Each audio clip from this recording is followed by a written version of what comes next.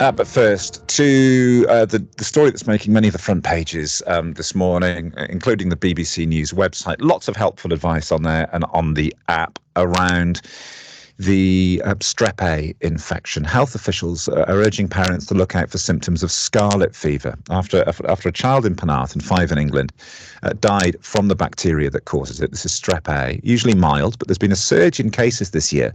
The UK Health Security Agency says parents should contact the GP if they suspect their child has scarlet fever, the symptoms of which include a sore throat and a headache, as well as a body rash. Dr. Bharat Pankania from the University of Exeter Medical Schools and experts in infectious disease management. We heard a little from him earlier. He's with us for real now. Good morning. Good morning. Why are we talking about scarlet fever this morning then? Why is this the focus? So unfortunately, we've had 6 little children die as a result of this infection, and hence the concern. Now, I think it is my job and our job here to inform, advise and educate our listeners. So what I would say is it's really important to know the signs and symptoms, because in some cases, and I must reassure people that it's only in a few cases, it's rare, that does it progress to a full invasive group A strep, which could lead to death. So the signs and symptoms are a very sore, painful throat, enlarged, painful tonsils with exudates on it. You may have some red petechiae, little spots at the roof of your mouth, and your skin, the particular skin rash of a scarlet fever infection is it feels like sandpaper. It starts off from the groin in the trunk and then moves on to your arms. So it starts off in the groin, up your trunk, and then your arms. And one way to distinguish, is this bacteria, the group A that we're talking about, or is this viral? So if you have a viral throat instead, you're more likely to have a cough, you're more likely to have red eyes, and more likely to have a runny nose. So if you got those red eye, runny nose, cough, it's probably viral.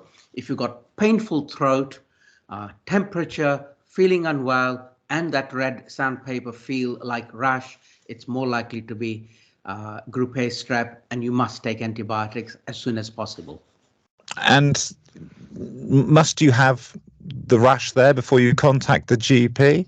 No. Thank you for asking that, Oliver. No, of course not. So we try and say to people, it is an accumulation of signs and symptoms, but you do not need all the signs to be present. So yes, please, you don't wait there and see if a rash develops. You know, if you've got those painful glands in your neck and your tonsils are red hot and painful, and you've got some red petechiae in your throat, those are enough signs for you to be able to say, this could be bacterial, I better have a word with my GP. And does are we talking about the possibility of clusters here? Would you have greater concern if your child were in the school or a school where this has happened, or a community? Well, we're all in a community as such, but this is not like meningococcal bacteria infections where we then have to end up giving antibiotics to close contacts of a case. However, of course, indoor spaces, people who are ill, people who are infected can infect others. So it's also good manners and good science to say, if you are unwell, don't take your germs to work or to school or to your family members. And, this is a time of year as well where children are doing a lot of mixing, Christmas parties and the like as well. Would you be hesitant to do that? No, I wouldn't be hesitant, but I think the key thing here is if you are unwell, if you have got any signs and symptoms like you got a temperature, painful throat, etc., then it is clear indication that you've got some infection. Don't take it to others. So if you're all meeting and you're all otherwise well, and let me just add, it's a good time, and if you haven't already been immunized, to be fully immunized. So when you are mixing with other people, you're all well people, then it is perfectly okay to carry on with social life, which is also very important. I didn't realise with the possible impact of immunisation on this. Can you be immunised against scarlet fever then? No, thank you for clarifying that, Oliver. I meant up to date with your COVID and seasonal influenza infections, for which we have got vaccines. Unfortunately, at the moment, we do not have a vaccine for Group A streptococcal infections. Right. Okay. But I think the important thing out of all of this, like, and the information you've given has been brilliant, is just, and I think it's actually been talking about this as well. You've got young children. Yeah. It's been really helpful. It's helpful, but it's also I need for some sort of perspective and context on this, isn't it? Because it is very worrying, Bharat. It is, and I hope if our listeners know what are the key signs and symptoms, then they can at least distinguish between, is this a bacterial infection or is this viral? And I think the same applies to my fellow GPs, which is, do lower your threshold in thinking, is this viral and therefore no antibiotics, and reconsider or at least review and consider antibiotics at an early stage, should your review indicate to you that, this could be bacterial. And one other question, because this has come up in conversation. I mentioned on the programme yesterday that when I was a child, I had a lot of strep throats.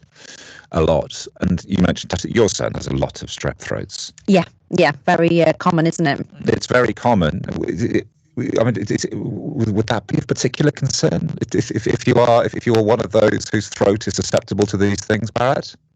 Well, in young age groups, as you just mentioned, these are very common infections, and that's the way it is. The key point is, yes, I know especially this time of the year, a lot of people do get their sore throats. But what we want is, we don't want it to progress. So early signs, and then, it's not getting better, and you've got all those markers suggesting that this is bacterial, then you should take some antibiotics. Yeah, get to the doctor, get the antibiotics. Thank you very much. Good advice from Dr. Bharat Panknia, and you can get more on that on the BBC News website and app. Will be, I'm sure, bringing you developing news on that through the day, through the weekend. Now, something else that's moved. Thank you very much.